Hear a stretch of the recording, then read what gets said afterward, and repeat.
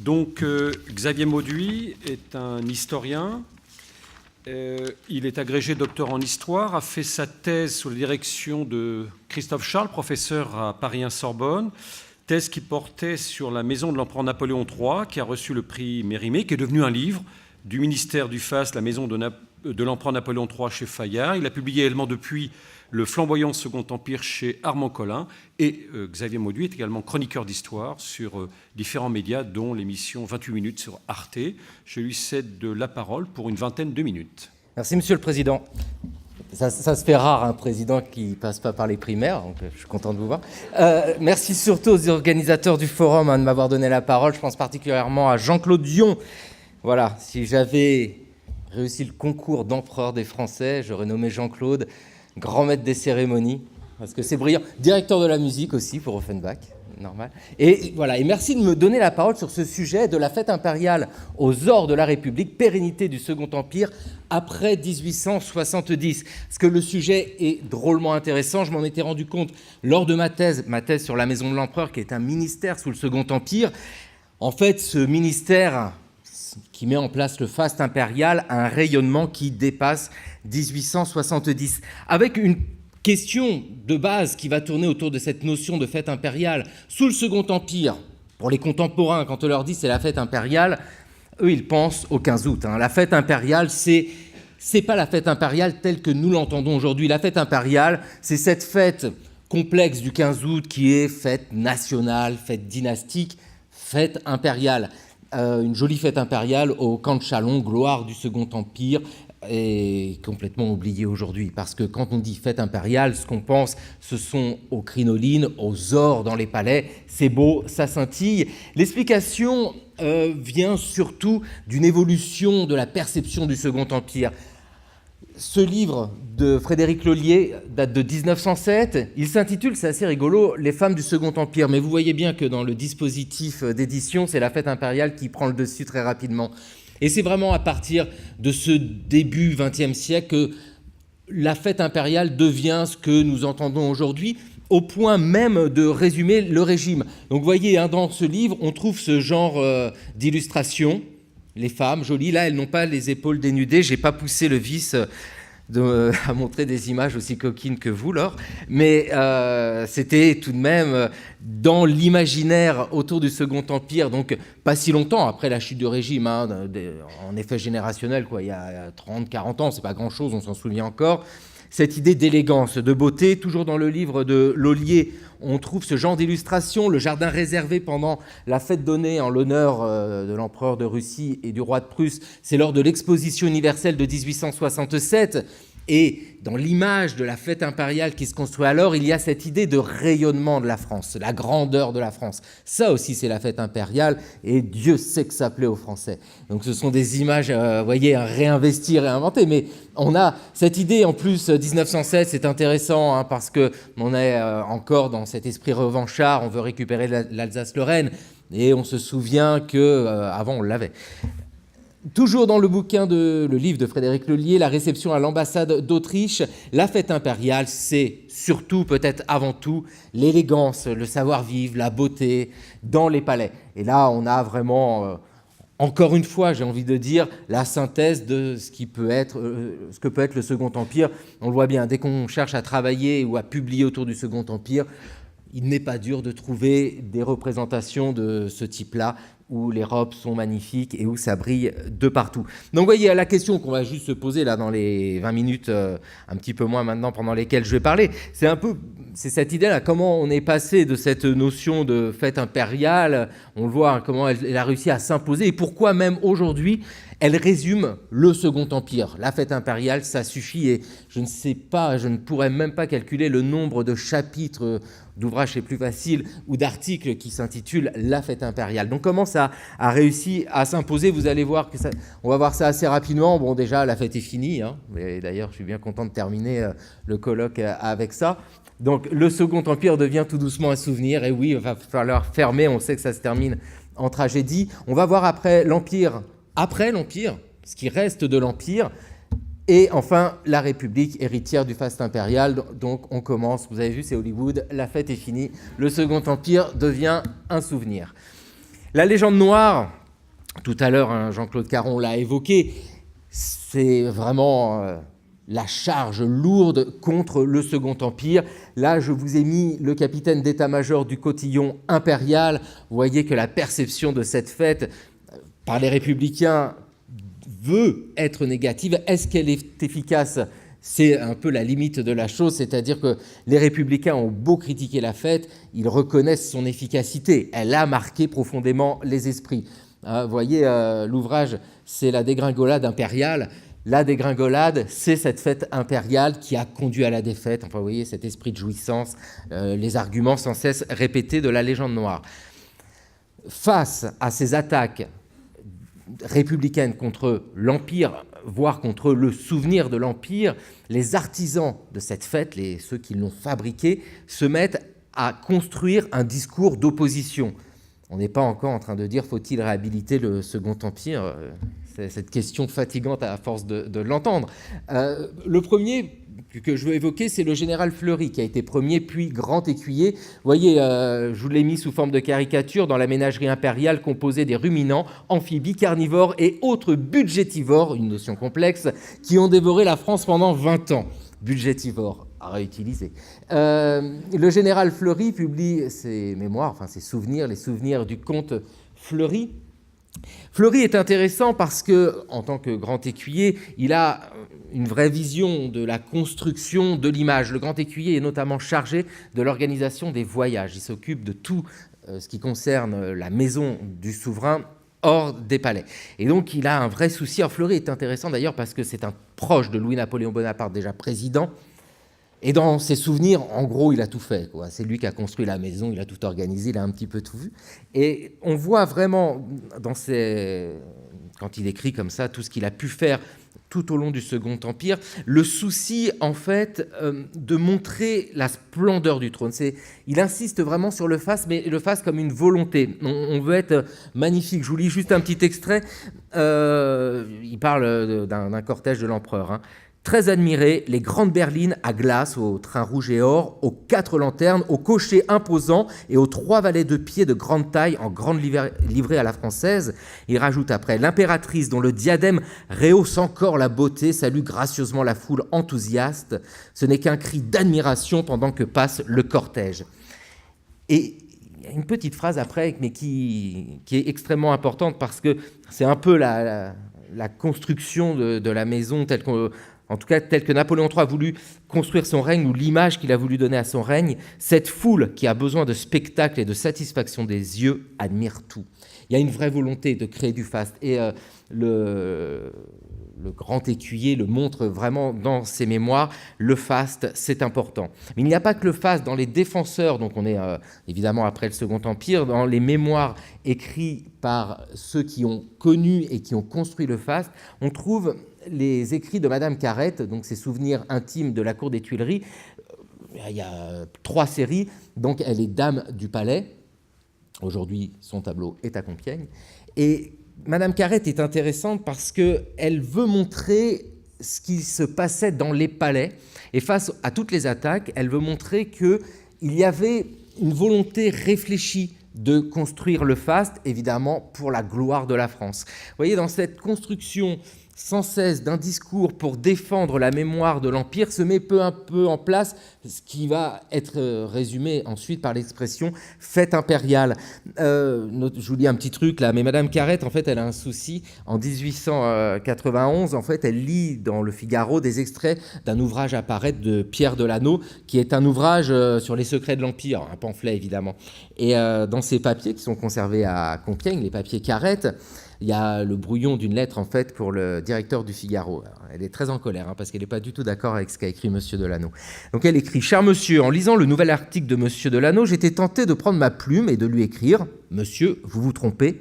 À la cour, on n'était pas si rigolo que vous le dites. » J'ai bien pensé à lui envoyer mes 3 fils, qui sont 3 solides gaillards, pour lui donner une bonne raclée, mais j'aime mieux leur voir accomplir d'autres exploits pour l'amour de leur mère. C'est beau.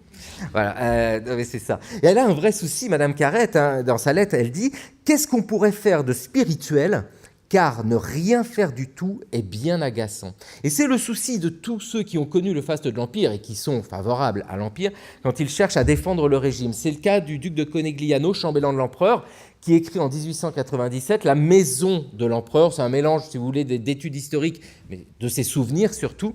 Et là, on a une fois encore la volonté de vraiment montrer que le régime était grand, il faisait tout pour le rayonnement de la France, la grandeur de la France. Dans l'ouvrage de Conegliano, vous le voyez, il y a une préface de Frédéric Masson, un grand historien de Napoléon Ier, qui avait travaillé lui-même sur la maison de Napoléon Ier. Et dans sa préface, Masson dit quelque chose de vraiment intéressant. Il parle de la société française de 1897, il la compare à celle du Second Empire. Et il dit là, sous la République, la société n'a plus de cour qui lui donne le ton. Elle ignore donc non seulement tout ce qui est une cour, mais tout ce qui est des façons qui s'y rattachent. Elle ignore comme on dîne, comme on parle, comme on reçoit chez soi et comme on doit être reçu chez les autres. Il y a quelque chose d'important ici, c'est que la cour du Second Empire est la dernière cour que la France a pu connaître. C'est-à-dire que le modèle de cour s'est figé, il n'y en a plus après. Et cette cour du Second Empire reste la seule référence qui est ensuite reproduite. Dans tous ces mémoires, cette volonté de défendre l'Empire ou de véhiculer les souvenirs de l'Empire, arrive bien sûr sous la République la tragédie, la mort de Napoléon III en 1873, et la mort du prince impérial tué par les Zoulous en 1879, qui rajoute réellement à la construction de ce souvenir. Vous voyez qu'on rentre tout doucement dans la tragédie, c'est un scénario incroyable, notamment pour l'impératrice Eugénie, qui quand même passe de ça à ça. Elle meurt en 1920. Donc vous avez l'impératrice Eugénie entourée de ses dames d'honneur, qui est conservé à Compiègne. J'ai mis un sic, parce que le titre est complètement faux. C'est un titre réinventé tardivement par les musées nationaux. Sous le Second Empire, elle n'a qu'une dame d'honneur au même moment, et durant tout le règne, il y en a eu deux. La duchesse de Bassano, puis la comtesse Walewska. Donc elle n'en a jamais eu 1, 2, 3, 4, 5, 6... Ah non, il n'y en a qu'une. Donc mais c'est intéressant quand même, cette erreur-là, parce que ça veut dire que quand le tableau a été enregistré, 1855, c'est vrai qu'il a été peint là, la date est bonne. Pour le reste, ça veut dire qu'on avait oublié un peu comment ça fonctionnait. On s'est dit, tiens, regarde, elles sont jolies au milieu des lilas, ça doit être des dames d'honneur. Alors non, ce sont des dames du palais, mais il y a une grande maîtresse aussi.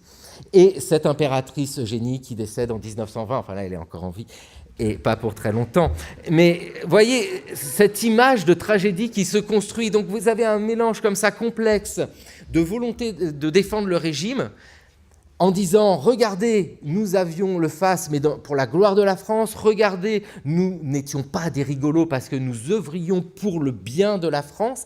Ben, en disant ça, c'est malgré eux-mêmes, ceux qui ont voulu défendre l'Empire ont construit par eux-mêmes l'image de fête, la fête impériale, et c'est eux qui l'ont imposée tout doucement. Et à ça se mêle la tragédie. Parce que le Second Empire s'arrête, mais d'un claquement de doigts en 1870, début septembre.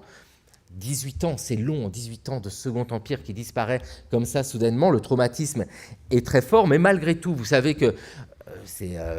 la logique, quand on est historien, on sait bien qu'il faut se méfier de l'effet prisme et des dates qui limitent nos sujets d'études. On dit le Second Empire, mais tout ce qu'on visite dans l'exposition qui est juste à côté a ses germes avant et a des rayonnements après. Et toutes les innovations du Second Empire trouvent leurs germes avant le Second Empire et on les retrouve après. C'est l'Empire après l'Empire. Je vous donne deux exemples. Allez, il y en aura un troisième. Victor Duruy, le ministre de l'Instruction du Second Empire, on le retrouve ensuite sous la République, derrière Jules Ferry, quand il s'agit de mettre en place les lois sur l'école publique et gratuite. Sous le Second Empire, elle n'était pas encore laïque. On trouve la même chose avec Achille Fould, le grand ministre d'État sous le Second Empire. Il avait été ministre des Finances sous la République auparavant. Et sous la Troisième République, il est mort sous la Troisième République, mais tout ce qu'il a pu mettre en place est encore loué et vanté. Je pense notamment à la complexité des systèmes du Trésor. Nous, on connaît que le Trésor public. Pas oublier de payer ses impôts. Nous avons le trésor public, mais tout le long du 19e siècle, il y a deux trésors. Il y a le trésor public et le trésor de la couronne.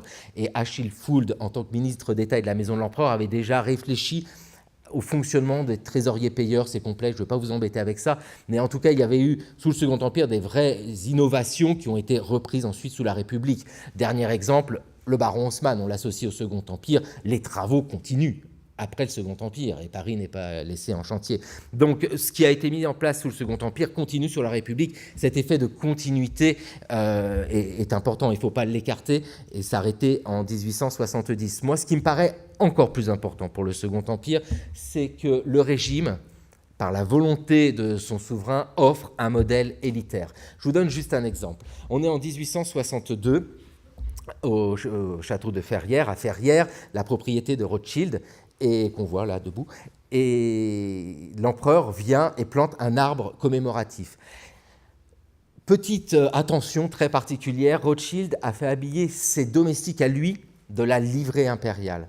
En fait, le modèle qui est mis en place, Rothschild, ce n'est pas de la vieille noblesse, Rothschild, ce n'est pas de la noblesse d'empire, c'est plus complexe. C'est-à-dire que nous sommes sur les nouvelles élites de l'industrie. Et je résume ça assez rapidement, un peu le propos de ma thèse, ce qui est toujours angoissant d'ailleurs de résumer très rapidement une thèse qu'on a des années à faire, mais bon, mais c'est un peu ça, et de dire que pendant 18 ans, Napoléon III a tout fait pour offrir à l'ensemble des élites des modèles compréhensibles par tout le monde, et que tout le monde, dans sa volonté, vous voyez, de synthétiser la nation, tout le monde pouvait comprendre ces modèles. C'était quoi faire partie de l'élite ?